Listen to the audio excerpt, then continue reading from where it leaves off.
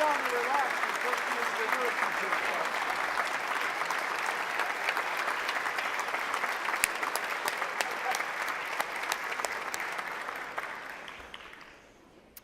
Ladies and gentlemen, it is my privilege to call us back into the joint convention, and we now no longer need the committee. The committee has discharged its duties appropriately, and it is now an incredible honor and pleasure to introduce my partner in government, a dear friend, our Governor, Ned Lamont.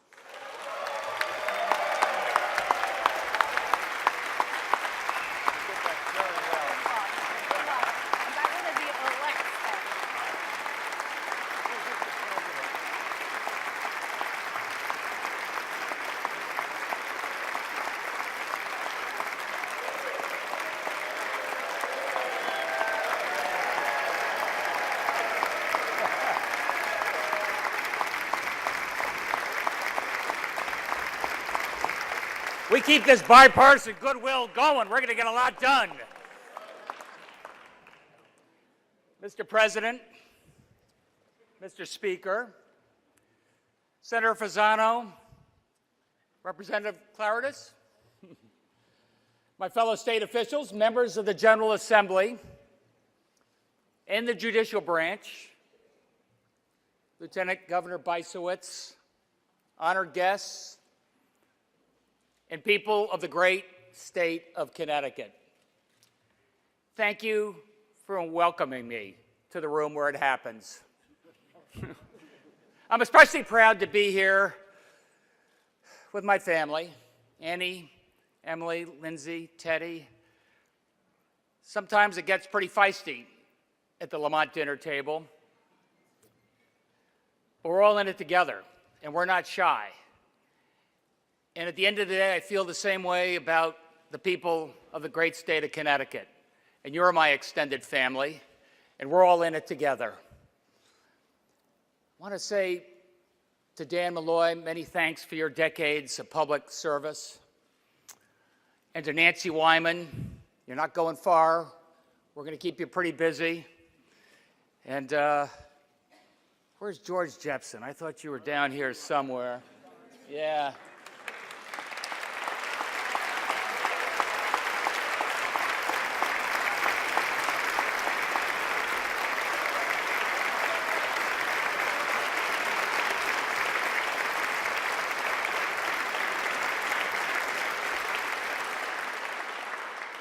George, you're just across the street from me now. You could run, but you can't hide. We got, because we are just getting started. A few weeks ago, as you heard, Susan and I joined a couple of thousand high school students at the Bushnell for a performance of Hamilton. Before the curtain went up, we discussed with the students the meaning of my favorite song, My Shot, sung by young Alexander Hamilton, an immigrant teenager from the Caribbean, young, scrappy, and hungry, like the nation he is joining. And he's not going to throw away his shot. And what I love about America is that every generation we get a chance to reinvent ourselves. And every election gives us a fresh start. And this is our chance to reinvent Connecticut, to think big and act boldly.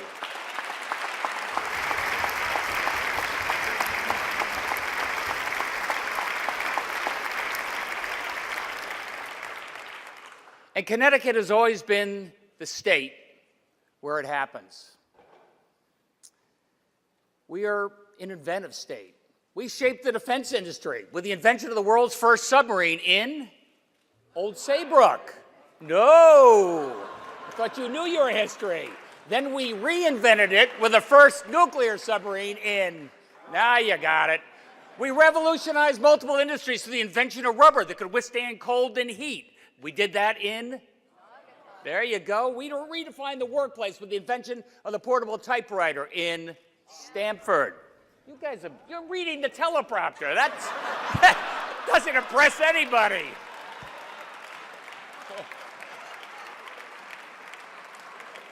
And the world's first helicopter was designed and piloted by Igor Sikorsky in, that's it.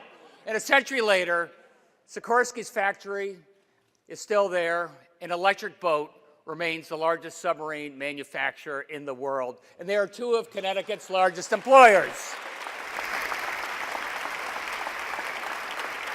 A proud piece of Connecticut's history.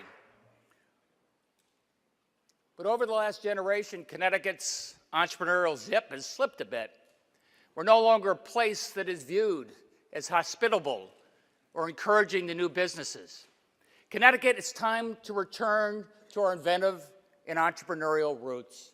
Our future lies in doubling down on what makes us great and reimagining our unique potential. And it starts with the best educated workforce in the world.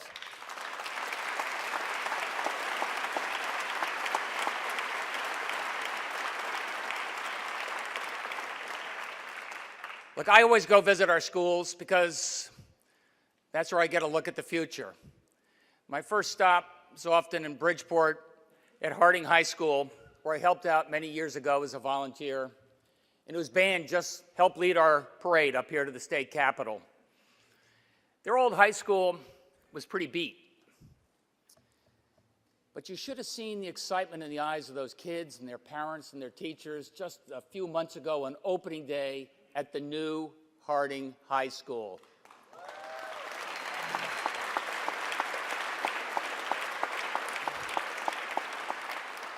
You know, the custodians told me something I remember, that the old Harding was a mess at the end of the day, but the new Harding was still pretty neat at day's end. And that just reminded me that showing the students that we believe in them, they showed pride in themselves and their school, and a lot of you helped make that happen. Remember, you make a difference. And it's the same optimism and pride that I saw at the New Career Academy in Waterbury, where nearly 98% of the students graduate. And many of those students go on to great colleges. Many go on to apprenticeships in healthcare and advanced manufacturing. These are the Connecticut jobs for Connecticut students. I saw a lot of that same optimism as a professor for many years at Central Connecticut State University. Somebody was from CCSU. But my favorite day during the campaign, because it was after one of those interminable debates, was at UConn, where we saw the Black Hawk helicopters flying low overhead. And I joined all the students. We ran to check out the action, and we saw the choppers landing at the UConn School of Engineering. It was a Sikorsky job recruitment drive, encouraging Connecticut students to start their careers right here in this state. Anybody recruit you that way? It didn't happen to me. But none of this would be possible without the dedication of Connecticut's teachers. We have the greatest teachers in the world, and sometimes we ought to tell them that. Thank you for what you do, teachers. Thank you. Exactly. Exactly. That's it.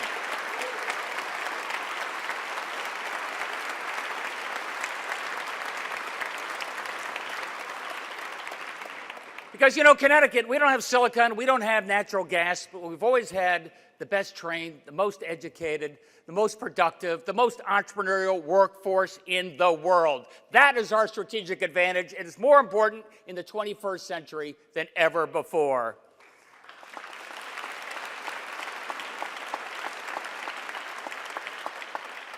You know that companies roam the globe looking for talent. Look no further. You can stop right here. And so at this point, you're probably thinking, that's all well and good, Gov, but the budget is a mess. And how can we be a laboratory for democracy when we have such a hard time paying our bills? We cannot afford to let the next 4 years be defined by a fiscal crisis. The fate of our great state is on a knife's edge. If we choose inaction and more of the same, we fail. But if we choose to be creative and bold, leadership, a commitment to make the hard and difficult choices necessary to right the wrongs of the past, we will succeed. Let's fix the damn budget once and for all. You with me?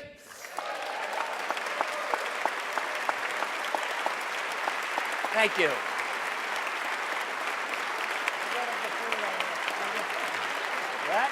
That's it. Putting the pressure on you.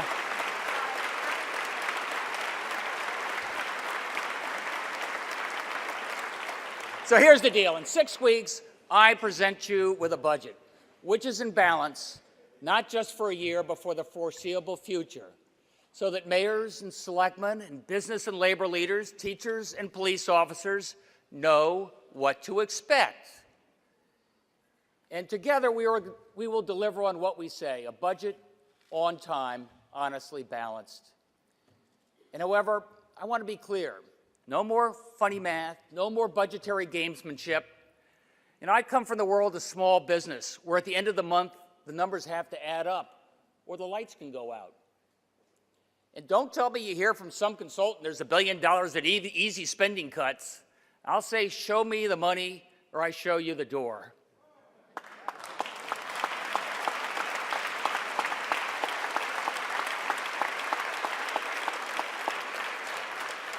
And unlike in Washington, D.C., our government doesn't shut down, and we don't play those games here, right?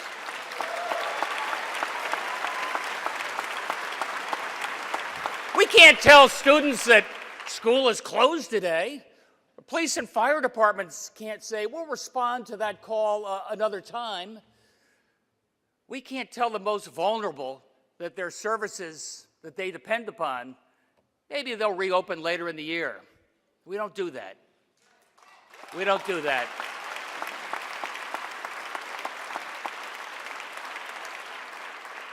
And I refuse to invest any time in the blame game. Who's responsible for this crisis? Who's to blame? Who cares? It's real, it's here, and it's time to confront it head on.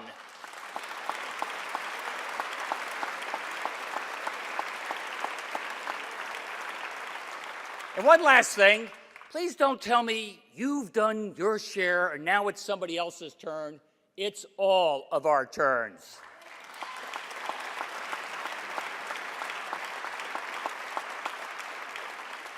Fix the budget, invest in the future, and nothing can stop us. All right, how do you do it? Fixing the budget does require a big table and an open door, and I'm ready to listen to any good idea. I'll take the heat, and I'll share the credit. And I know the budget vote's going to be a tough one, no doubt. It'll be easy to vote no, but I have a responsibility to get us to yes. And we only get there by working together. Okay, business leaders, some of you have already stepped up and are ready to take the lead when it comes to workforce development and positioning Connecticut students for these Connecticut jobs, and I thank you, but there's more to do.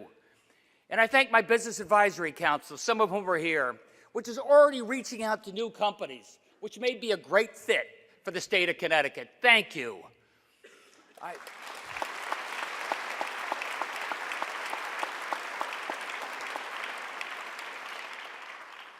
And I say to the volunteers out there and the philanthropic leaders, giving back is the highest form of citizenship.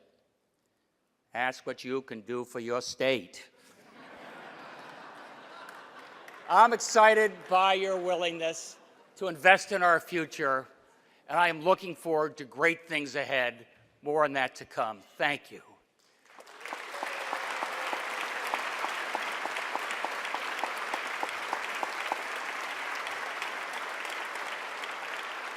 To our state employees and our labor leaders, first of all, thank you for the incredible work you do on behalf of the people of the great state of Connecticut. People don't thank you enough for what you do.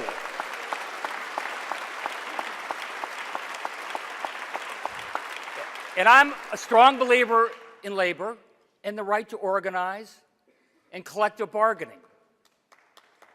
So is Julie.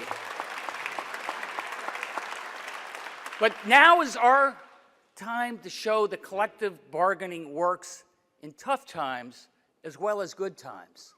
And it's my job, as liabilities grow faster than assets, to make the changes necessary to ensure that retirement security is a reality for our younger as well as our older state employees, and we got to do that without breaking the bank.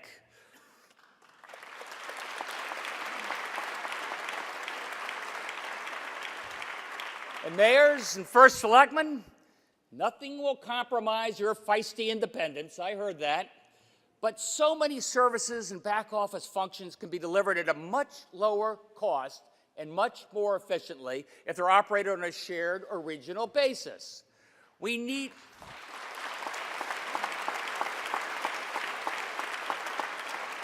will break down those silos, engage in bulk purchasing, everything from healthcare to technology. The taxpayers of our state can no longer afford to subsidize inefficiency.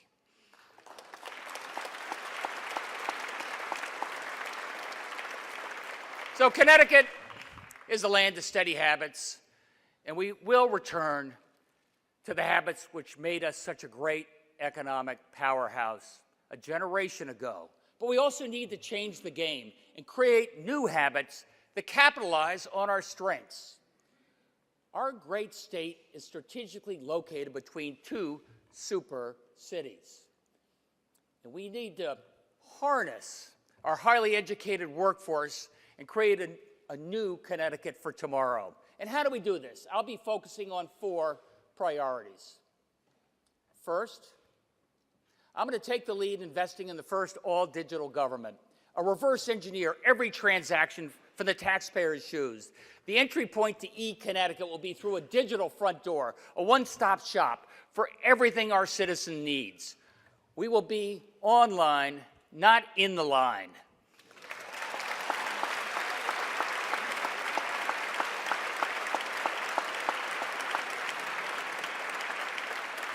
It won't be done overnight, so let's start today. And secondly, to attract those millennials and top talent and leading companies, Connecticut will have to invest wisely in our urban centers, making them affordable and lively, where families want to live, work, and play. And that means great schools, safe streets, and making our cities the first 5G in New England.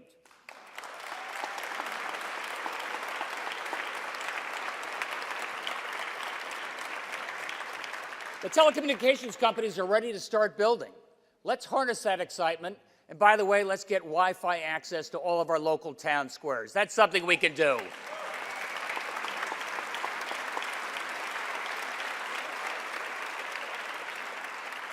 Third, none of this is possible unless we have a 21st century transportation system.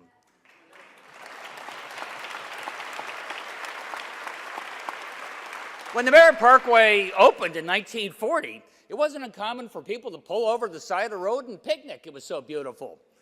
Well, I've spent a lot of time on these roads, and so have you. And when we pull over, it's because we're so damn frustrated by gridlock. That bumper-to-bumper traffic, let me tell you, gridlock not only causes headaches, it costs us jobs, and we're not going to let that happen. You know what we do? I believe in the 30-30-30. I want the following to be a reality. 30 minutes from Hartford to New Haven, 30 minutes from New Haven to Stamford, and 30 minutes from Stamford to New York.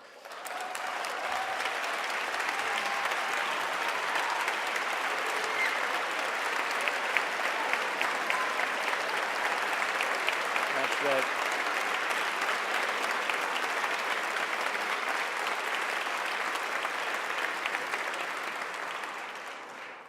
Don't worry, Neil, we're going to have spurs from Waterbury and New London as well. This is going to be interconnected. And this isn't a pipe dream. This is a necessity, a modern infrastructure by road, rail, air, and water to unlock the full economic potential of our state. Fourth, Connecticut's economic revival cannot be only about creating opportunities for some of our people. It's going to be an economy that works for everyone.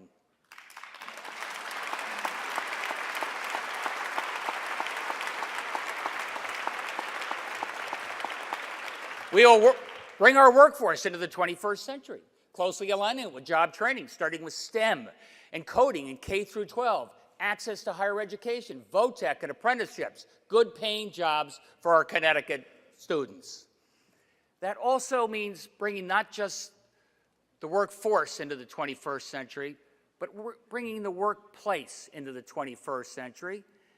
And that starts with making paid family leave a reality for all of our parents, all of our parents.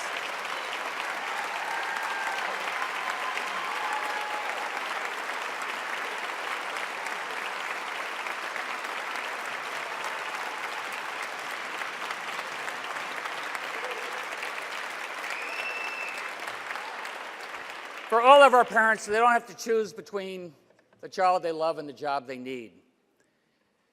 And the 21st century workplace also means moving to a $15 minimum wage.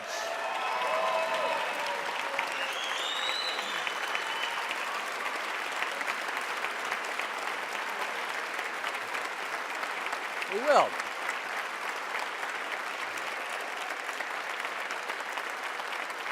We're going to do it responsibly.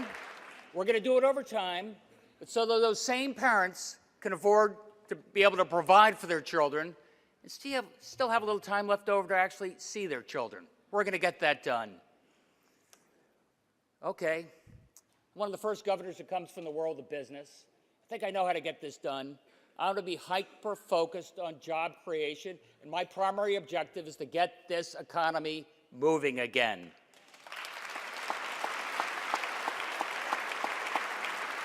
And how do we extend opportunity for all those being left behind? Growth.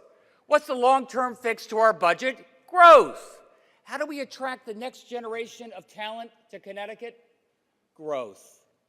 Now, somebody like that. Now, all that economic growth takes time to nurture, which is why, again, we start today and we start together. All right, I'm a new governor. You're a new legislature. Some of you have been around for a while. It's a new day here. And what can you expect from me? I think I'm a straight shooter. I think I'm an honest broker. I think I'm a pretty good listener. I know what I know, and I know what I don't know. But I do have a strong sense of where we need to go and what the people of Connecticut expect from us. And last November, thousands of people waited forever, sometimes hours, in the pouring rain. You know, Google told me that the #1 search was, how do I vote? And they waited in those long lines and voted with extraordinary turnout because they know that their vote makes a difference. They believe that they can make a difference, and we will make a difference, and we're going to do that together.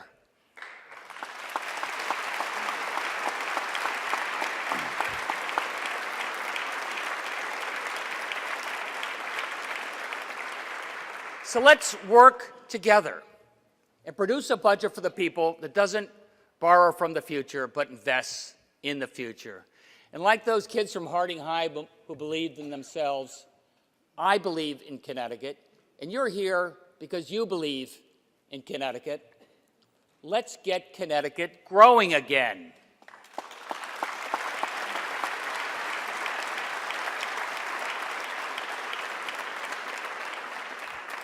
History has its eyes on you. All of us, let's do this together. May God bless you, and may God bless the hardworking people of the great state of Connecticut. Love you all. Thank you.